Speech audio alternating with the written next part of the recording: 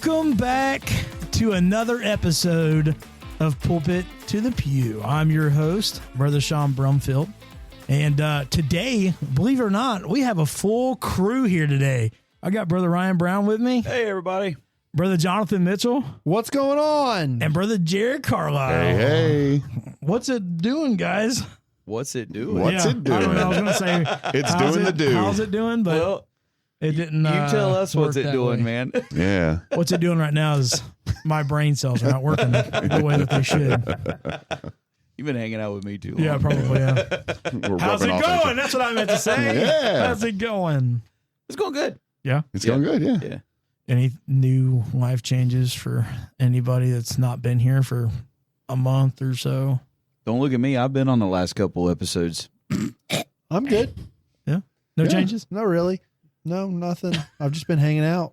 A lot of church, a lot of revivals, Oh, yeah, I know about a that. lot of youth camps. Yeah. Yeah. It is that time of year. Of course, now we're at the end of it, I think. Yeah, And now now the we're school's getting into starting. camp meeting time for a lot of people. Camp meeting, harvest parties. Homecoming. October, fall festival Oh, stuff. I love the fall. My Right. favorite season, favorite time of year. It's my favorite as well. Give me I a love nice it. deep winter. I want all the snow and ice. Really? Yeah, oh yeah. Really? I love snow, man. Okay, I don't I mind love snow. cold. I love being cold. I don't Yeah. mind snow. I don't like ice. Ice is debatable for me too, but you know, snow's good. I'm a fall guy. That's what I like as far as seasons Fall go. guy. That's, way beyond, way past after my adulthood when all that stuff came out. The Fall Guy. I was never part of any of that stuff. You're talking about a game, ain't it? Ain't that what that is? Oh, the Fall Guys game? Oh, No, Fall Guy. no. Yeah, that is a game. That's not what we were talking about though. Oh, Yeah. I don't get. See, I thought they were. I talking was about just the game. laughing at the Yeah. play on words Yeah. because everybody has to have a fall guy. Yeah. It's like an scapegoat. Right. Yeah, that's right. I've got big And shoes. a Oh, scapegoat wait. or a A scapegoat? scapegoat? Whatever. Oh, you've never heard of scapegoat? No. He said escape. Escape. No, I said escape. I think he meant a scapegoat. Yeah. Okay. But he didn't say a, he said Okay. I just thought, I was like, A-E-I-O-U. what? Is this the goat you grab when you're bailing out of a plane because it's got the parachute? It's a scapegoat. A scapegoat. Hey, I've got Okay. broad shoulders. It's good. Yeah. Gotcha. No, I'm excited for the weather change. This summer's been really weird though, because we've gotten so like all of us have. Well, you live in Indiana, but I'm talking mostly to the Ohio guys. We've lived in Ohio all of our lives. I don't remember a time where we got this much rain. It feels like we got so much rain at the beginning. Now we're a little bit of a dry spell now, but we got so much rain and it was so like humid. That's been all over, though. I mean, you had all the floods. It seemed like there for a while, almost every week, there was a new place that was flooding, I think. What's crazy is how hot it's been. I was reading this the other day because it has been pretty hot, pretty humid, which it's summertime. It's going to be that way. But Ohio, I think Indiana, and there might have been one or two other states right there in that grouping are the only ones that, as of yet, have not recorded a 100-degree plus day. Really? Yeah, Hmm. we've stayed in the 80s to the 90s, but if it gets to the 80s, it's like one of those deals which I've never understood. This it's 89 degrees, but it feels like it's 96. Well, if Yeah. it feels like it's 96, then it's 96 degrees to me. Right. Yeah. Yeah, Yeah, heat it's X with the never humidity. has made Yeah. that much sense to me because I do know that this year, unlike the past like 3 or 4 years, we haven't had a drought warning, like where you can't, a burn ban is Yeah. what I'm trying to say. Yeah, Right. We've been wet enough this summer that we haven't needed to like put that out there. Cause sometimes during summer when we clean up a lot of brush and stuff around the Yeah. garden, or like fallen tree limbs or whatever that we got stocked up from off the only one I the can wetter think seasons. of is that they had one right as we were transitioning from winter into spring because it was those first couple days of spring were super dry and Yeah. everything was yeah, like, but for summertime though, Yeah, it's summertime, typical. It's normal Mhm. to go kind of right into the August time and not be able to burn anything. no red I flags. think every July and August for the past couple of years, it's been a burn Yeah. ban for us. At least 2 months of nothing, like don't light anything, even like tiki torches and stuff like that. In like Harrison, where we live at, yeah, they just if you light anything at all, they call the police on you. Yeah, Yeah, Insane. Have you ever seen those videos that like I had this one where it was like a red flag day and this lady was across the street from the fire department. She was like, I don't know, she's like 75 or 80. She's like burning trash on her sidewalk. And what's so That's funny is like, terrible. it's a firefighter taking a video of it, sitting there at this truck being like, we're ready. Like they're not going to write her up because she's so old. But like, they're just like, we're just waiting. So I have a random thing. I just thought of something. Have you guys heard of First Amendment auditors? Yes. The people that walk around with cameras trying to get a reaction from people. Yes, I had an experience with one. Are you Oh, serious? Nice. So I work at a bank. I didn't experience as in I go and talk to the guy, but it happened this week. Literally, there was a guy outside of the bank, had a tripod with a camera and his iPhone, and was filming and actively taking pictures of our vault inside. He's on the public sidewalk, and he was taking pictures and videotaping me as I was going about my business in the bank. And I was like, oh my goodness, these people are real.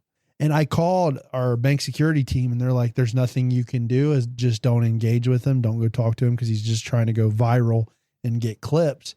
But he's like, he's well within his rights. And I was like, okay, well, I'm just letting everybody know he's literally filming inside. Like the way our teller line sets up, the vault door is right next to the teller line, and you can go in and you can see like safety deposit boxes and stuff like that. But it's our vault, and we carry cash if we have an excess of cash into the vault or whatever. And he was literally filming, and it was so weird. I was like, I've seen the shorts and the YouTube, but I was like, I didn't know these guys were actually like real. So, and I had called my regional, and he had been to like 3 other Fifth Third banks already. He was making rounds trying to get people to react.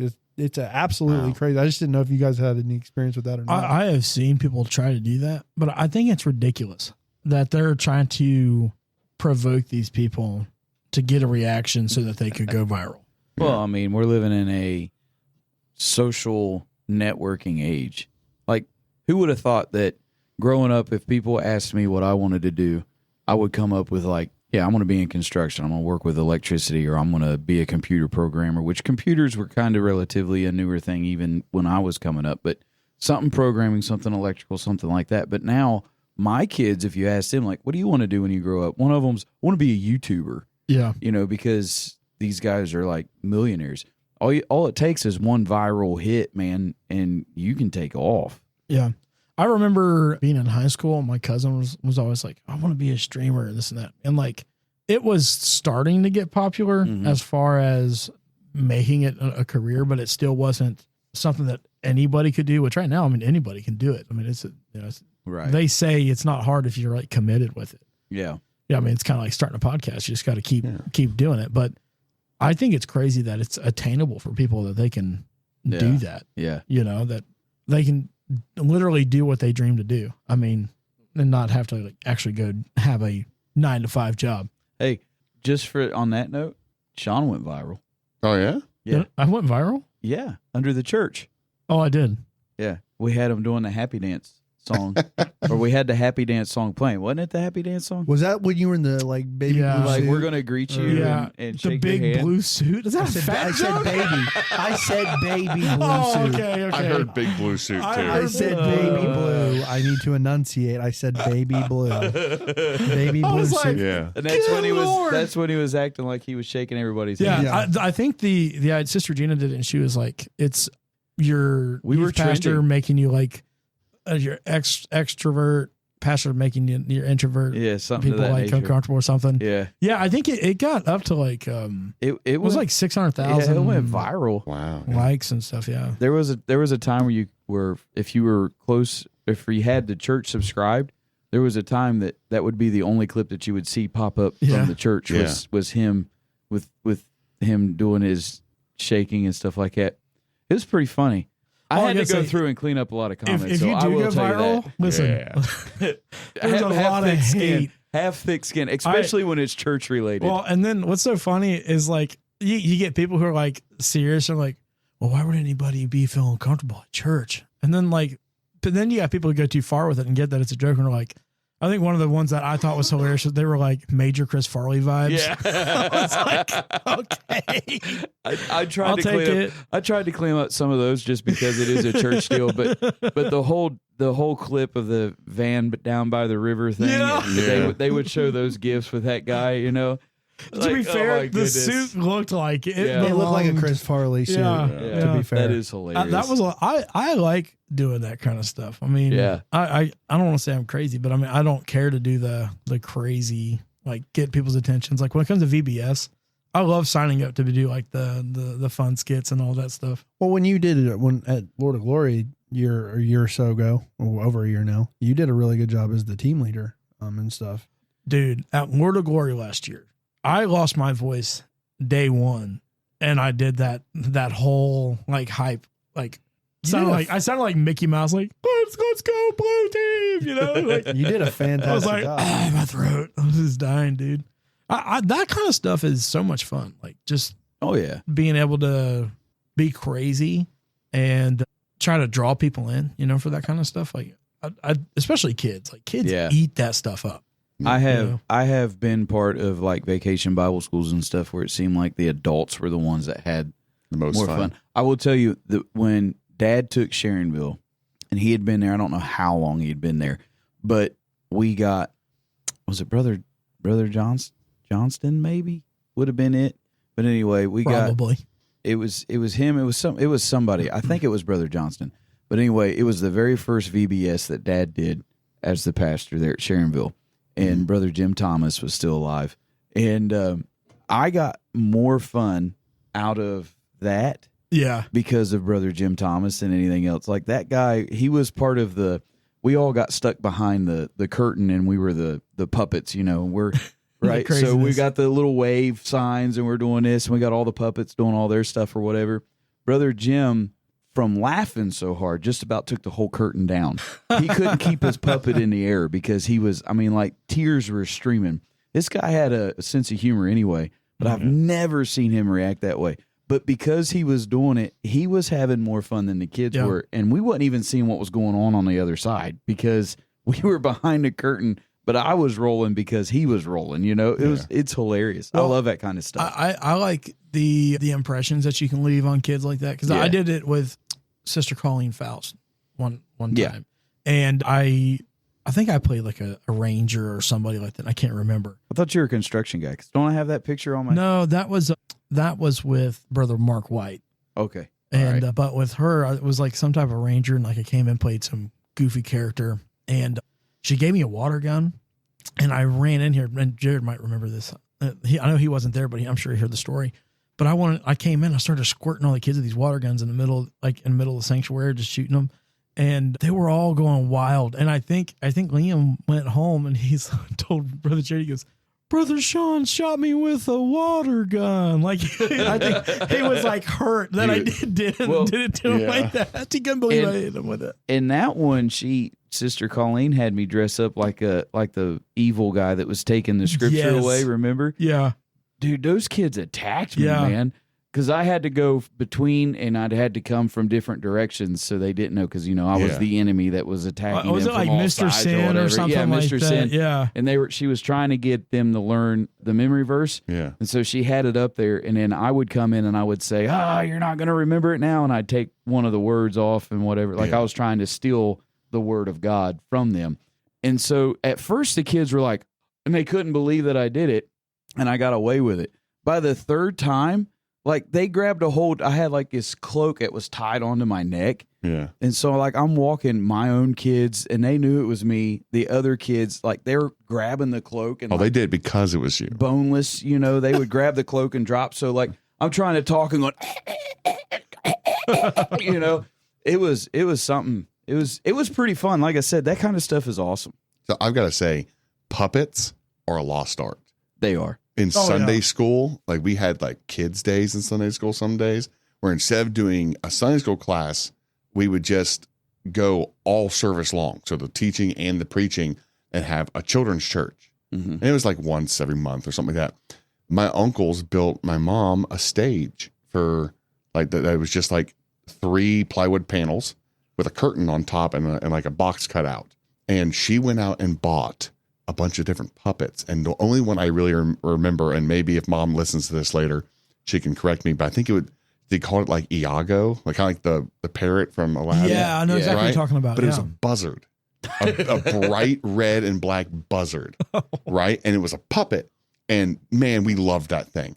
We kept it for years after that. And me and Steven would play with it, and he would keep it. Steven kept it in his room. And it was just like, it was such a memory to us that, and we loved it. We'd sit there and Yeah. wide-eyed, and we'd be so captivated by the story mom was telling. It'd be like mom, my Aunt Margaret, back behind the curtain telling a story, and she had a bunch of other puppets. It was really cool. Yeah. And I remember as a kid thinking that's the best thing, that's the coolest thing ever. Yeah. The puppet stuff in church, especially for children's church, it truly, as an older individual, or when you get in that teenage years where you're just too cool for everything, you start sitting there and you're like, that's child stuff or whatever. But if you can get individuals that actually know how to do the puppets, and that know how to actually, because there is a way that you can do it that doesn't look crazy. There is a little bit of talent, I guess you would say, that goes with it. I don't know, because you got to have your timing and stuff like that. Plus, you've got to have a story that engages the kids. But if you've got all of that, I mean, it leaves. You can be compelling without being over the top. Yeah, and for it's sure. Yeah. But I think the reason that it's a dying thing is, for one, when we were kids, like the puppets were so cheap. You know, for a nice puppet, you may spend $100 or whatever, but it was something that would last you a long time. But now, dude, you try to get a puppet now, it's like $300-400. Yeah, Dude, some of my favorite puppet shows, even as an adult, have been those pool noodle ones where you go buy pool noodles and like the googly eyes, and you get like mops and cut the tassels off the mops and glue them on and make hair. Dude, some of those things are so creative. I can tell you, the one of the coolest things I think I've ever seen or experienced was we went to Union Road for their light up. They do like a light up thing, and I don't know if it was like the fall or it's the fall deal, time. and I can't remember what it's called. It's like October. It's like light up Union Road or something like that. I can't remember, but it's like all these like black lights and stuff, and like these people come out and like they're like black clothes, but they've got like neon tape on them, that depict them as a different character. And like when they put it on there, like they put on like some music, and like they'll get in with the music and go with it and stuff, and it's like kind of puppets, play dance, that kind of thing. Yeah. It's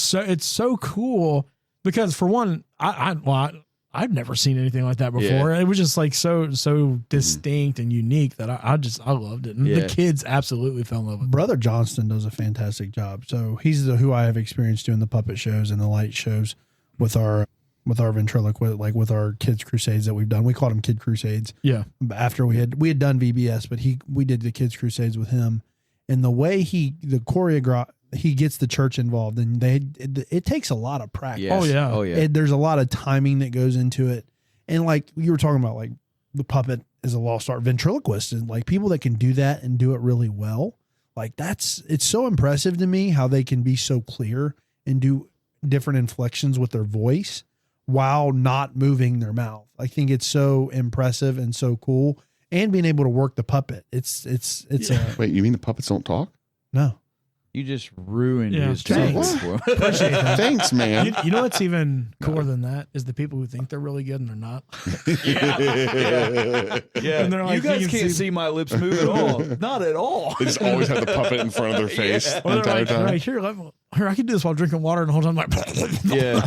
I will say, though, I agree with you. The ventriloquism stuff, of course, I think it's just creepy for those type of dolls. Like, I grew up in the My Buddy era. Okay.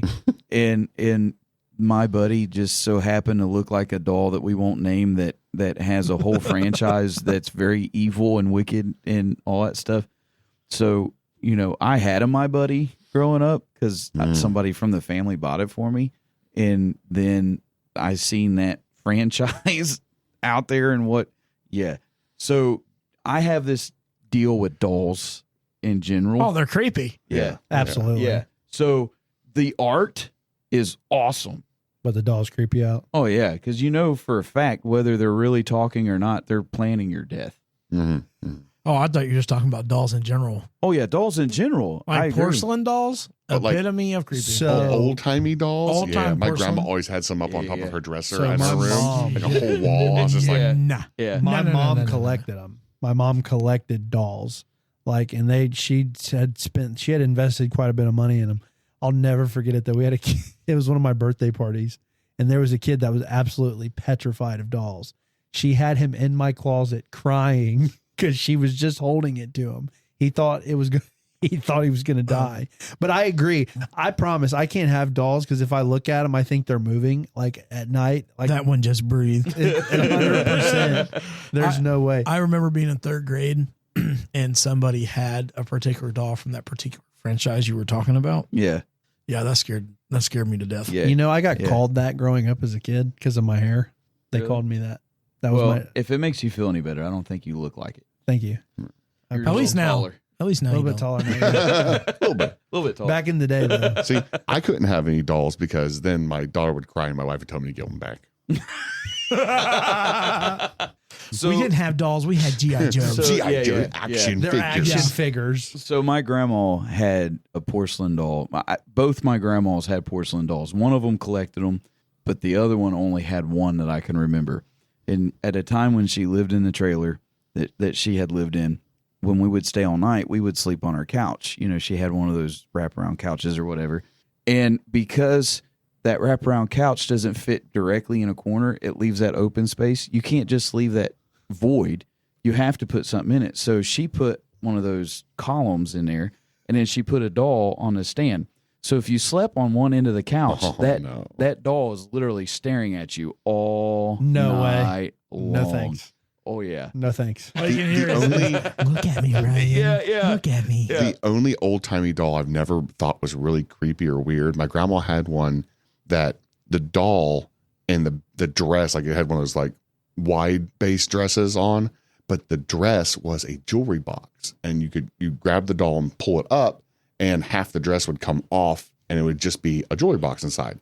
Right. So my grandma just kept like, This is a Christian show, Jared. and so she Well, would we are keep talking like, about a certain That's franchise. fair enough. right. So she would keep He said like, half the dress came off, and I was like, there went that. No, I'm just kidding. wow. But she'd keep What's like a little jewelry? Gideon Yeah. Bible in there, and she kept like her hairpins and stuff in there. And I never thought it was creepy because it was like crocheted. The whole thing was like crocheted, and it looked really cool. Like you said, like the art of it was beautiful. It was a beautiful Yeah. doll, and she always kept it out by itself in like the living room on an end table. And I always wanted to like walk over and just like, 'cause I didn't know what crocheting was or crocheted stuff was. Yeah. Because all of our stuff was like normal clothing. Mom didn't have anything crocheted that I knew of. Yeah. Right. It was years later when she started getting like crocheted pot holders and crocheted table warmers, whatever. Yeah. And like, so Bookmarks. that was the first crochet thing I'd ever seen as a kid, like a real little baby. So I would always want to like grab it and pick it up and just be like, what is this? Right. Like, Yeah. I don't know what this is. And then, I didn't know what yarn was as a 3-year-old. So, What do you but I guys? remember that doll being there. What do you think about the Amish dolls without any faces? That's Creepy or no? terrifying. That's terrifying. You never heard that? I think Toy Story's real. I don't know that I've ever. So they They're a lot bigger too. I seen them at Disney World. So what they do is their belief is if it has a face, they believe that some type of entity or something can live inside that doll. I agree. So they I don't know that taking the We're not- face off is any better. but I think it's worse. But their belief is when you take away the humanity from it, that there's nothing there for it. No, now it can just look at you without Yeah. its eyes being. Now you can just sit showing there you and be that it's like, looking at you. that doll's going to steal my face. That's all you can think of. Is like, Yeah, to me that sounds. I haven't seen it, but to me that sounds like that would be more terrifying. Oh, yeah, than that one sounds with the creepy. face. So you guys want to hear a funny story about myself? I will tell No. this story. It's hilarious. So Okay, yeah, go ahead. I used to, when I didn't have my iPhone, which I cannot stand my iPhone, but when I didn't have my iPhone and I was on the real team of Samsung, I would download a whole bunch of different, like sounds and songs and stuff like that. And I downloaded one that I was going to use to like get my wife and my kids, because I thought it would be funny. And it was psst, hey, psst, hey. And that's all it was, like, Yeah. getting your attention. So I changed it to that, and I've got this all worked up in my head, right? Like I'm gonna sit my phone there and I'm gonna call it, and it's gonna do that, and I'm gonna see my wife's reaction or my kids' reaction because I know it's gonna scare them to death. I forget that I changed the ringtone to that, and I am in the house by myself, and I'm sitting there, and somebody calls me, and I my mind is focused. I think I'm working from home at the time. Like I said, I'm all by myself. My phone goes off, and I hear, psst, hey, and I'm like instantly jump, and I'm like looking around, going, "Who's here?" Like I'm not near my gun. I can't grab a kitchen knife fast enough, and I keep hearing, somebody's "Psst, talking hey, to me. Hey, And eventually it clicks in, like, Yeah. I'm such a moron. And I start laughing, and then I'm like, I'm changing this because I'm not going to let somebody catch me Yeah. doing what I'm going to do. Are you ready for my scary story? Ooh. Is So- it scary or is it like that? No. No. This one's, I promise, it made me unplug Alexa. So that's the premise. I'm home alone at midnight. Mariah is staying with my mom, and I'm at home. 1, 2, or 3. Exactly. There's more than that. Yeah. And I'm playing games. I'm playing on my PlayStation, and I'm home alone. And Mariah, before she had left, had lit her Sensies and everything. And all of a sudden, I hear something. I'm like, what is that? And all I hear, and so my house is pitch black. This is like midnight, 12:30, 1 o'clock, right? My house is lit only by Sensies. So you have like candle lit. And as I walk through my living room here, all I hear is London Bridge is falling down. No. Falling down. I've seen this London scene Bridge. before. And nobody's home. And I walk in, and Alexa's little blue light is circling, going, London Bridge is fall. I unplugged it from the wall, and I went to my mom's in Mariah's house immediately, and I called my papaw, who was my pastor at the time. I'm like, you may need to come exercise my house. It was literally it was out of a horror film. It was out of a film of the I franchise. see some 5-year-old in the hallway with a knife, and it's like, That is one of the scariest experiences of my That entire is life. hilarious. dude, If that I- is not that's not funny. That is like Well, terrifying. it's funny because it didn't happen to me. Dude, I'm telling you I what. promise. So I will say this. Because I've woken up and seen my 5-year-old standing in the hallway, right? If I saw him standing in the hallway with a knife, I'd be like, no, I'm not making you a sandwich. I'm not. I don't care if you're hungry. Eat some Okay, crackers so or something. Is there not one of the most creepiest feelings as a parent when you're asleep and you just feel like something staring The at you? entity near can you. Feel it. Not as a parent. Yeah, but what? Yeah, but what somebody throws you else's off- child come and look at Yeah. you while you're waking up. Well, yeah, I could see, but you can feel in your sleep. You can feel like something is just staring at you, and then when you open your eyes, you just have one of those kids, and they don't talk. They're just sitting there staring at you. Can I tell you something? What's worse when they do talk? Yes. No. Listen. I sleep with a CPAP machine. I have woken up to Nolan with his fingers inside my mask, pulling it off, going, "Daddy, I need water." And I'm like, "Oh, what's happening?" Well, I don't know about that. We had our nephew came and stayed with us, and I never had kids stay in my house like that before. Yeah. I did not know that was a thing, that they would just come up and wake Yeah. you up. I'm laying on my side, my face facing the outside of the bed, and all I can feel is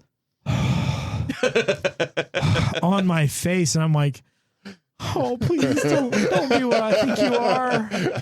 And I open up my eyes, and he is nose to nose with me like this. Yeah. And he's like, I have to go potty. You're like, go potty yourself. You know, like, So you this- don't need me. So this happened to me literally like a week and a half, 2 weeks ago. I'm in bed. Mariah's trying to. I've been working. I was exhausted, hadn't slept, and I was trying to go to sleep. So I was in bed before everybody else, which is very rare for me. And all of a sudden, I felt that presence. Right. And I opened my eyes, and it's just Emma, and she goes, "Hi, Daddy. What are you doing?" And I'm like, "I'm trying to sleep." She's like, "Okay, bye." It just leaves. It was, but literally, I promise, I've never seen where she was this close to my face. It was absolute insanity. I'm like, yeah, that was, I don't like being woke up. The easiest time to scare me is when I'm sleeping. I jump no matter what. Mariah says I have night terrors all the time because I'll randomly just grab her to make sure she's like okay or not falling out of the bed, or like she's like, you always are jumping up out of nowhere and running around, which is true for me. Yeah. I never used to be that way until So I got married. no, it wasn't even Then I then. got jumpy. My wife was pregnant with the twins. She was almost at the point. No, it was with Brooklyn. She was almost at delivery time. I think we were maybe 2 weeks, 3 weeks away from her due date with Brooklyn. And it is 4 4:30, 5 o'clock in the morning, and it's wintertime. And I don't wake up to the sound. I wake up to Benjamin, whose room is in the back of the house that we were living at the time, screaming Bloody Mary, like just Like a night terror? like blood curdling scream. Oh, those are terrible. And like, so I jolt instantly. I go into, Fight or flight. what's going on. I take off running, and as I get into the room, I hear this loud thud on my back screen porch window, or the door. And so I don't even think about it because, I live in a sleepy little town. There's nothing wrong. The one thing that I can remember is that year we happened to have a whole lot of snow. And I remember the night before when we went to bed, I thought it was really cool. We had this icicle that went from top to bottom. It was off our gutter, and it was that's cool. connected all the way down to the Yeah. porch. And I remember showing that to Benjamin, and I remember saying something to Becca, and I thought, well, tomorrow I'm going to have to break that apart because it'll break and it'll go through the glass of the porch. And so when all that happened and I caught I finally come to my senses, because you don't ever want to wake up to a blood curdling scream. But when I finally came to my senses and I heard that crash, I thought, man, I've got a mess. That thing just hit our window. My door's probably broken. So I don't even think about it. I turn the lights on. I flip the curtain open, or the shade open, and there's a dude standing high as a kite, and he starts cussing me out. Like, he's screaming at me, cussing me out, and wanting in the house. And so I'm like, I'm sitting there, and I want in. And I said, go away. I'm not going to let this guy in because he's going to kill me. I know that for a fact. I don't even know who it is. He's grabbing my porch furniture that we had out there on the back, and he's trying to throw it into the back door. And so, luckily, I thought about this after it all happened. At the time, I had a gun, but I forgot that I had it because it happened so fast. We just had the twins. The twins weren't, they were almost 2 years old. They were in their room. We had Benjamin. My wife is 3 weeks pregnant. I'm going to be honest with you. I didn't even think. All I thought was, I can't take this guy on. He's going to kill me. I don't have anything. I need to get my family protected and call 911. Yeah. So we go through that whole process. Yeah. And by the time that I get my family locked up, we get on the phone with 911, I hear the glass break. But luckily, he had been causing so much trouble in town that people's been calling 911 on him. And so they were tracking him, trying to get to where he was. Mm-hmm. And so when he took a step into our kitchen, the cops had already surrounded him. So they rushed him and they arrested him in the kitchen. It was all that stuff. I'm the only one in my family that ever seen his face. Benjamin used to call him our visitor because he was young. He was only 4. He didn't realize what was going on. From that time on, I'm completely different sleeping now. Like, any little noise that I don't recognize, I'm up, I'm out of bed, I'm going. It completely changed. Ugh. But here's where, and I will say this, my wife one time, she could tell you for like a week, I couldn't sleep. And I would toss and turn. I'd hear a noise and I'd get up. Like, I couldn't do nothing. I'd check the kids. I was doing that. I was in the house by myself after all that happened and the adrenaline went. My dad and my brother went to go pick up doors. I was cleaning up everything. I sent my wife and the kids to my mom and dad's house. When I sat in that empty house after all of that, I'm not man enough to admit it, man. I busted down crying because I lost all absolutely. of that. But I was sitting there and I was going through that time where I had about 2 weeks where I couldn't sleep or anything of that nature.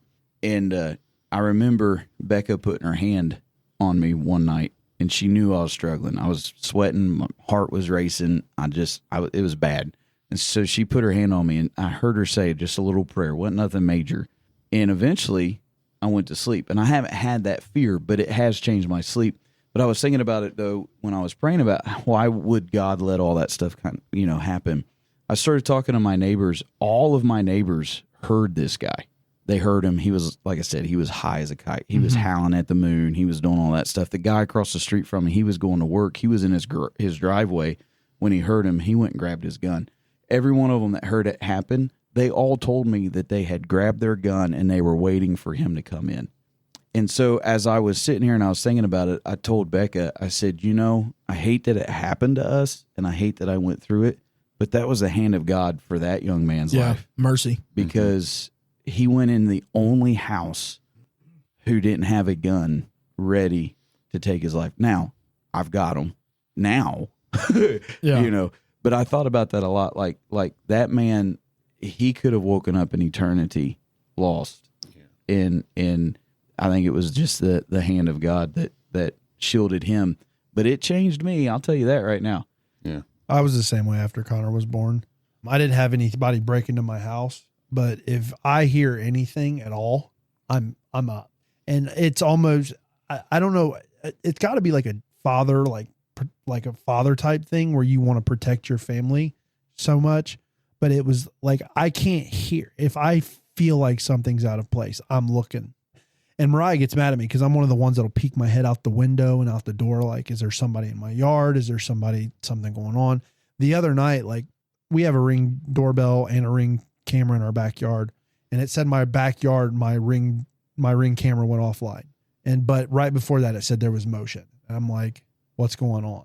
So I went and grabbed my protection and was like, and I opened my back door, which obviously you can't do that in the state of Ohio. They have to come into your house before you can do anything. But it's such a weird sensation, that fear, but that like ready to go at the same time. And I've been there, like, where I thought something, like, one of the biggest fears I ever had in my life was Connor had fallen asleep on my recliner, but he had slept. We got him to sleep in his bed, but then he went to his recliner. And I had one of those moments where I woke up and I'm like, I'm going to go check on everybody. I don't know why, but I went in Connor's room and he wasn't there, and he wasn't in my room.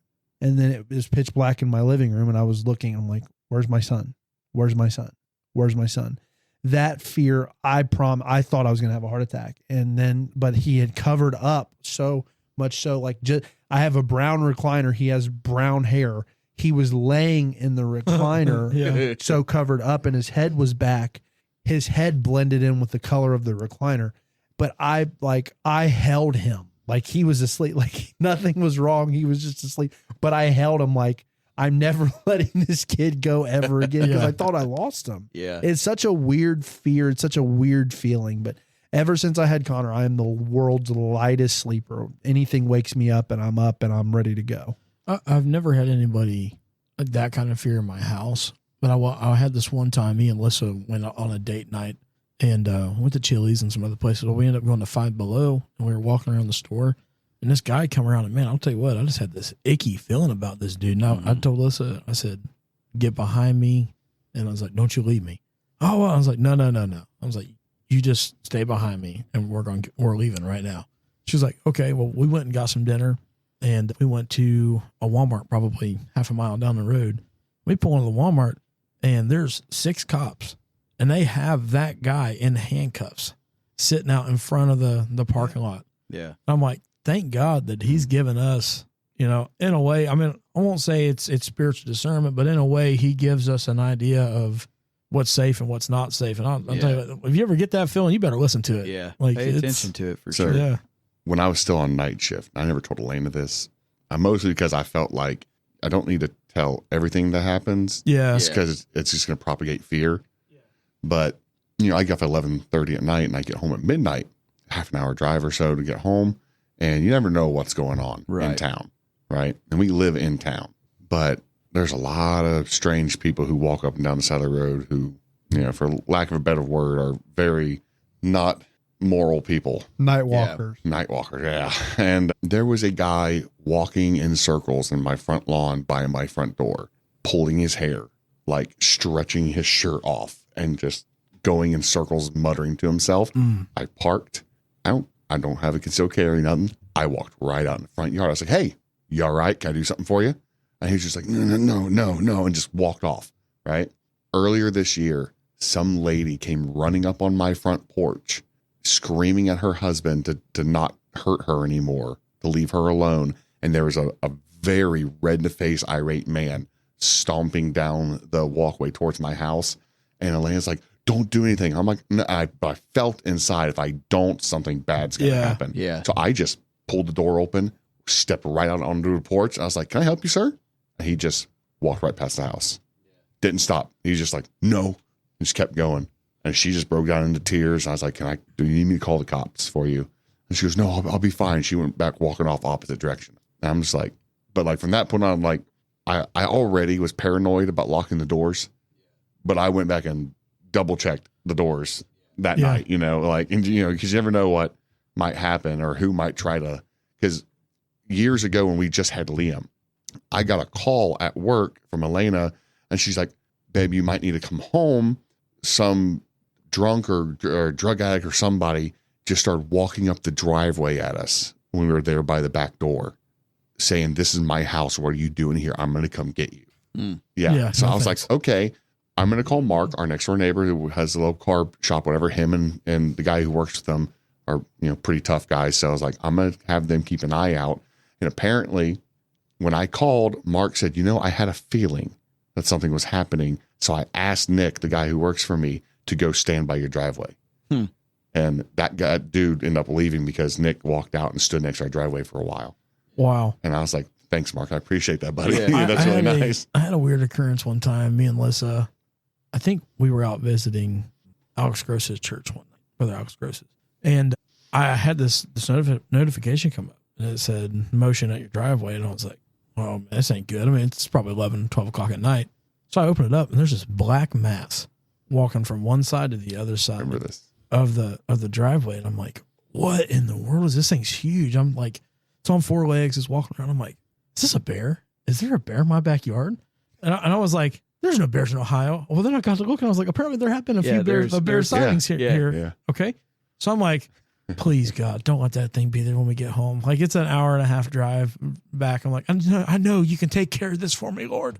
And I come home. I don't see nothing, dude. I'm like, I come out. I pulled out my Hellcat. I put my laser on. I was looking all over the place with my flashlight and this gun. I didn't see nothing. And then all I hear is, babe. And I'm like, what? I turn around, dude. There is this massive Irish wolfhound sitting on the side of the hill by our house, the hill that comes up to the house. Yeah. And I turn and I'm like, don't move. Because I'm like, this dog looks, Those things are huge. he's huge, man. Yeah. He's dirty. He's been out for a long time. So I didn't know if he was just hungry or what was going on. And like, he had like these, I thought he was out for months, but he had these dreadlocks down the side of his body. And I was like, don't move. And then as sure as I did that dog ran up, gave my wife a kiss and laid on its back. And I was like, we got to keep this thing, babe. We got to keep this dog. I went from terrified to, I love this dog, like just like that. But dude, Yeah. I'll tell you, I was so scared. I was like, dude, there's a bear in my backyard. Yeah. Kind of find out though, we held him in, I think it was like the day before Memorial Day or Labor Day 1. I always get the two of those mixed up. And I held him in my basement and called the sheriff the next morning. And they came and got him. And turns out that he was only gone for like 2 or 3 days and that his owners made him have dreadlocks. I was like, that's the ugliest thing I've ever seen on a dog in my life. Like, this dog looks like it lives in a barn. Like, Yeah. Rastafarian dog. Yeah. It's we live in a time, especially nowadays, we live in a time where you have to be very on guard. We have to be even the Bible tells us when we're battling spiritual warfare to be sober, be vigilant. That means we have to be watchful, be aware of your surroundings, everything around, because you have the enemy that's coming as a roaring lion seeking whom he may devour. That's scriptural, but we also have to take that into the account of this life. And there are things that happen to good people. We understand that. I mean, it's life. Obviously everybody throws in, well, God, why did God allow this or that to happen? It's not God. God didn't cause it. God didn't allow it. It's man's decision, man's choices. That's what's brought us to the day that we're at today. But at the same time, though, as a child of God, I have to learn that, through those circumstances or beyond, I've got to have trust and faith in him. Yeah. The circumstance with that gentleman that broke into our house could have been completely different, And I thank the Lord that it wasn't, but it could have been completely different. I had a situation when we went to Washington, D.C. I had a situation where I knew that my life was in danger. Yeah. And I had a couple of ladies that were part of the group that I was with, and one of the kids that went on the field trip, they were going, it was some abductors. I knew it was because I watched the guy follow us, and I watched him signaling to a partner that was closing in behind us. And I knew right in an instant, I knew that we were in trouble. And he followed us up one street as we went, and that guy started closing up behind us. And he would stop when we'd stop, and then he'd go when we'd go and all that stuff. And they were trying to converge on this point. And the first thing that I could think of, well, first off, is I told the ladies that was with us, as I was the only guy, I said, listen, I said, if they come, you guys take off because we weren't far from the hotel. I'll lay down my life, whatever we got to do. Like, they're going to have to kill me to get to you. Yeah. But instantly after that, I was saying, Lord, if this is the day, please make sure that I'm okay. You know, like, but I did. Check every part of me, Lord. It really got to the point where I was like, okay, Lord, I'm firmly in your hand. Whatever happens, I've got full faith and trust in you. You can work the situation out. And it just so happened that as they were converging in, we were able to move in a way that got us to the hotel door, and they had to disperse. But I watched them as they came to the corner, and they had a conversation, and then they went doing. I know for a fact something was going to happen, you know, but my faith and my trust is in the Lord. Whether something good happens, whether something bad happens, I realize life is life. I'm so very thankful that I can have that faith and trust and know that regardless, I'm in his hands. I will say this. When I was in India, the pastor there, Brother Malhar, who we went to minister with, pulled me aside on like the second day. And we had to walk through a truck stop to get to a broken down hole in a concrete wall to get to where the church was at in a back alley. And it was a sketchy place, and there was really rough truckers, Indian truckers, who were just everywhere. Mm-hmm. And he said that if women walk through there by themselves, they're in danger because there's no restriction. No cop will help them. There's no government that will help them. They're on their own. Right. So they have to go with their men. He's like, I want you to know they don't fear us. They'll kill us and take the women because they're European or because they're Western. They're white. And he said, but you are so big that as long as you don't show fear, they will hesitate. They won't do anything. So I need you to walk behind us and just pray and have no fear. Mm. And then the night we were there for 2 weeks. It was the second Wednesday of our stay. We arrived on a Sunday. We left on a Sunday. It was the second Wednesday we were there. We were having service, and the Muslim community called for a jihad. They called for a religious war. And we heard that later on that a couple towns over, they dragged a pastor out and beat him nearly to death in the street. And the military won't help, police won't help, right? And they made us sit down in the group there, and all the native church people stood up around us. But I remember Brother Malhar leaning into me with Brother Pullman and whispered to me and said, if they try to get in, because they had bars on the doors, if they try to get in, they may hesitate because of your size. Are you willing to go to the door if they try to get in? I like, listen. Terrifying. Yeah, I'm like, this is, I know we were warned that there's persecution in India for Christians. Yeah. Like, I was warned, but I was young, and I was like, there's no way any of this is going to happen. It's not going to happen to me. Yeah, it's not going to happen to us. This is whatever. But in that moment, it's like I felt that prick in my heart saying, how far are you willing to go Yeah. for this ministry right now? And I just said, yes, I'll go to the door. Right. Just tell me when. Give me the signal. I'll go to the door. I'll do it. I won't, intentionally hurt anybody, but I'll stand my ground. I'll stand my ground. Yeah. Yeah, I'm not going to back down from them. Right. I'll guard your get in P-patch. their face. Yeah. I'll make sure that they know that if they want to get the people behind me, they're going to have to come through me, and I'm going to be a lot harder of an obstacle than they may be willing to tackle, Mm-hmm. But we were shown videos of people being beaten, stripped, burned in the streets. And I think when you go into life with a family and the ministry, you have to be willing to accept the danger that comes with it, as life is inherently difficult and dangerous. Yeah. Yeah. Speaking to the men who listen to the podcast specifically here, it's our duty to stand our ground for the faith, for our family, for ourselves. Yeah. We can't back down at every little thing and I say little thing, but anything that comes our way. We have to stand strong. We have to stand firm. Yeah. Yeah. Because if we don't, who will? Well, there's one thing about turning the other cheek. Mhm. That's kind of more of a not a life-threatening matter when it's talking about that, right? It's more of somebody making fun of you or disagreeing with something you said. You don't want to get mad and angry, but I believe we have all the grounds that we need to stand and defend what we have. Yeah. I believe that's part of the wisdom that God gives us, that we're able to do that, and or else our churches wouldn't be toting pistols all the entire time. Well, I'm under the firm belief that, we had that individual at the church the other day that got pretty upset with me because I just wouldn't let them speak whenever they wanted to. And he stood up, hollered something over top of me on a Sunday morning and all that stuff. And to be honest with you, we didn't really know what was going to happen at that point. Yeah. I'm one of those ones that you want to say something to me, you want to come at me, you want to do something like that. I'm not going to, it's not going to be something where you're going to automatically get this fight or flight mentality. Yeah. But if you start going after one of mine, then my whole perspective changes. Like if you're going to say something about me, then so be it. Okay. Say whatever you want to say. I'm a duck. I can let the water roll off my back. It doesn't bother me none. I'll pray for you. I'll minister to you.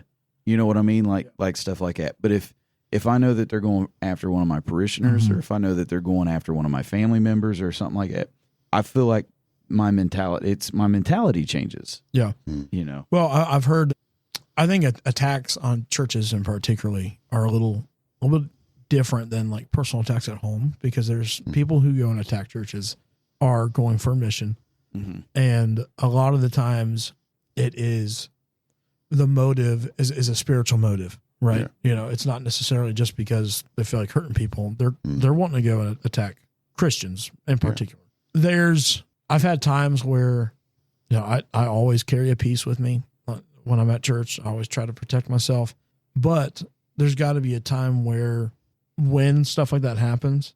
And I heard from when we were in Guatemala, they were telling us a story about a man that came in. He was a major drug dealer in the area, and he came in to take them out because he was saving up their clientele. That church was cleaning them up, and they weren't losing all this business. Well, that one man came in, and he was trying to stir up strife and get them mad, and intentionally he was going to hurt some people. Yeah.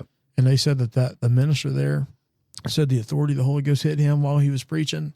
He came and touched him on the shoulder and said, "Sit down." And he said he sat there and he fell asleep on that church pew until the end of service. Everybody prayed. Everything went good. And when they left, something happened, and he told him to wake up, and he came back, woke right back up, and then they could have a sit-down conversation because that spirit had to obey. Yeah. The Lord, they had to obey that. So I think when we are talking about protecting our churches and stuff like that, yes, there needs to be a mindset of us to stand our ground, to be able to defend what is ours and the gospel that's been given to us. But also there's also going to be that time where if you're not a prayerful person, you don't need to be carrying around that pistol either. Our churches need to be prayerful. Yeah. And now, I mean, we needed it before, but we need to have the Holy Ghost power of the Holy Ghost. And we won't get into all the the doctrinal and stuff to that nature, but that's the reality where we're at. We need to have the power of God, and we need to be prayerful for sure. And wisdom, using wisdom. Well, I think the big thing there is it's beyond wisdom. You get into the discernment. Yeah. For sure. Of the matter, and you get into that depth. Obviously, wisdom comes along with that. But how do you guys enjoy being back today? It's pretty good. I've missed you guys. Yeah, we missed you too. It's been a while. It's been some time, yeah. Feels like it's been a while. At least 4 episodes ago. Has it been? It's probably been more than that. Yeah. Probably. I think maybe it's been at least a month. I think it's 4. Would be 4 weeks. I think it's been 4. Yeah, I think it's definitely because we missed a week because of all the emergency stuff. Brother Jared's been more. Yeah, that's been more for me. Yeah. Yes. It's great. And how did you guys feel about being camera? I kind of know we didn't address it. I didn't mind it. I don't think it was that bad, really. If I didn't have to fight this fly going around. Yeah, I was going to say, man, this fly is driving me crazy. Some of these Knox guys are not from us hitting it. It's the fly landing on our microphone. Yeah. I don't know who decided that a fly was a good mascot for this episode, but it's poor choice. I've almost hit Brother Ryan like 5 times because it lands right on his arm, and I want to hit it. You want to smack him so hard bad, but pulpit to the few. Pulpit to the few. Pulpit to the few. Actually, that's why I haven't been here. I was cut. Pulpit to the pew, the fly on the wall. That's what it's like. People that come in, listen to us, just want to be a fly on the wall. Yeah. So dumb. There you go. I think it's time to end it. Yeah. Well, thanks for tuning in with us and hanging out for a while. Hopefully you did enjoy this episode. It's been nice to have a full crew here today. And if you enjoyed it, leave us a like, leave us a comment, send us an email at pulpittothepew@gmail.com or send us a text. Thanks for tuning in, everybody. Peace out. See ya. See ya.